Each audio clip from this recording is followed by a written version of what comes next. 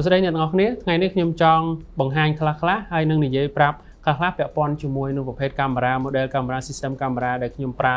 កន្លងមកហើយក៏មានសំណួរខ្លះដែលសួរថាខ្ញុំជប់ប្រើកាមេរ៉ា Canon នេះមែនអត់ព្រោះដោយសារច្រើនតែមួយរយៈក្រោយនេះខ្ញុំនិយាយពីរឿង Sony ខ្ញុំនិយាយពីរឿង Lumix អីចឹងទៅតែធៀបពិតទៅគឺតាំងពីដើមមកហើយរហូតដល់ឥឡូវគឺខ្ញុំប្រើកាមេរ៉ា model brand ជាច្រើនផ្សេងៗគ្នាគ្រាន់តែជាចំណូលចិត្តហើយជាអ្វីដែលខ្ញុំប្រើច្រើនជាងគេនោះគឺ Canon EOS system ក្រៅពីនោះតាំងពីរហូតដល់ពេលឥឡូវក៏ខ្ញុំប្រើកាមេរ៉ាប្រភេទទាំងអស់នឹងដូចគ្នាគ្រាន់តែដូចបញ្ជាក់មិញអញ្ចឹងគឺ Canon EOS system គឺជាអ្វីដែលខ្ញុំប្រើច្រើនជាងគេហើយខ្ញុំបានយល់ច្រើនជាងគេហើយខ្ញុំបានបង្ហាញច្រើនជាងគេពាក់ព័ន្ធជាមួយនឹង Canon EOS system នឹងដូចគ្នាហើយក្រៅពីនោះក៏ខ្ញុំធ្លាប់ប្រើប្រភេទកាមេរ៉ារបស់ Sony ដែលពីមុន Sony មិនមែនប្រើ FE mount ដល់ឥឡូវទេគឺ Sony ប្រើ A mount ដែលជាប្រភេទ technology ដែលទិញពី Minolta បាទគឺអញ្ចឹងគឺ Sony A mount ហើយក្រោយមកទៀត Sony ក៏ប្រើទៅជាប្រភេទ FE mount វិញដែលជាប្រភេទ mirrorless ពីមុន A mount ហ្នឹងគឺប្រភេទ SLT បាទហើយក្រៅពីហ្នឹងក៏ខ្ញុំប្រើដូចជា Lumix system ដែលប្រើ L mount ហើយ L mount ហ្នឹងគឺខ្ញុំបញ្ជាក់បន្តិចគឺយើងអាចហៅថា L mount alliance គឺជា mounting របស់ camera system មួយដែលរួមបញ្ចូលគ្នារវាង3ក្រុមហ៊ុនដើម្បីបង្កើត L mount នឹងឡើងដែលមាន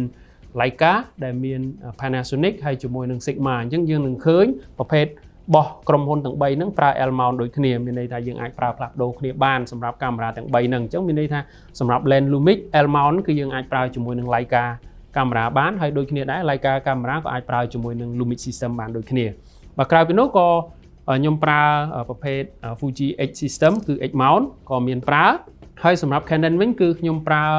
ប្រភេទ EOS ដែលប្រើ EF mount ហើយឥឡូវគឺ Canon អភិវឌ្ឍទៅជាប្រភេទ mirrorless ដែលប្រើ RF mount អញ្ចឹងគឺជាប្រភេទ mounting system ផ្សេងៗគ្នាដែលទាំងបច្ចេកវិទ្យា lens ទាំងបច្ចេកវិទ្យាដែលប្រើប្រាស់នៅក្នុងកាមេរ៉ាហ្នឹងគឺវាមានលក្ខណៈពិសេសល្អហើយនឹងខ្វះខាតរៀងៗខ្លួនវាអត់ល្អគ្រប់10ទេព្រោះគ្មានកាមេរ៉ាណាមួយដែលល្អគ្រប់10ទេបាទសូម្បីតែប្រភេទកាមេរ៉ាដែលប្រើច្រើនជាងគេហ្នឹងក៏មិនប្រកាសថាជាកាមេរ៉ាដែលល្អជាងគេដែរវាមានចំណុចខ្វះខាតដូចគ្នាអញ្ចឹង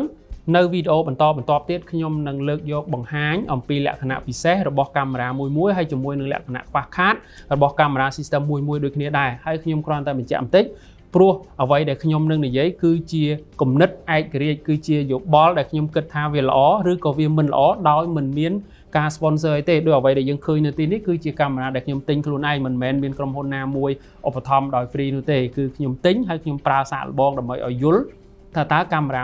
មួយណាល្អជាងមួយណាហើយចំណុចណាមួយដែលជាចំណុចខ្វះខាតព្រោះយើងអាចឃើញហើយពេលខ្លះយើងអាចយល់ថាអូប្រភេទ mirrorless គឺជាប្រភេទកាមេរ៉ាតូចប៉ុន្តែហេតុអីក៏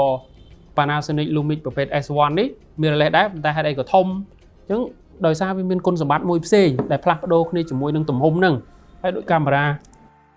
Sony នេះវិញរៀងតូចប៉ុន្តែវាល្អទៅលើផ្នែកមួយប៉ុន្តែក៏វាមានចំណុចខ្វះខាតមួយដែរដូចគ្នាដែរ Canon EOS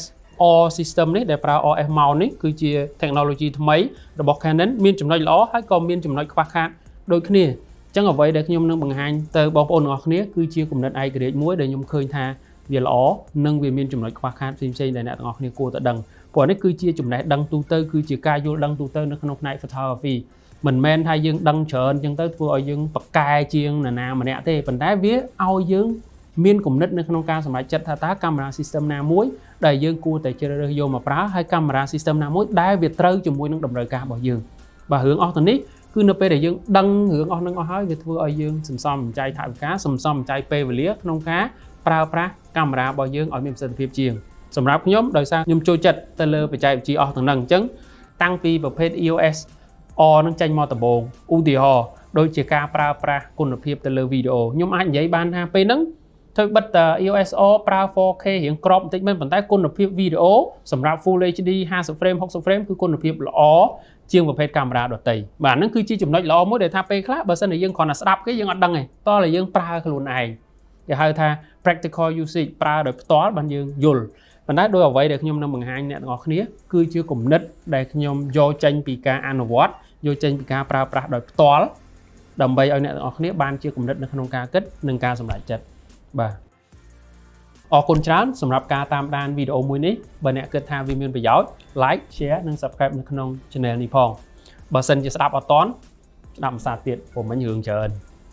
thế anh chẳng vì chi chủng này đăng tung tới nó không này photography ở cùng chán chụp nên làไปក្រោយ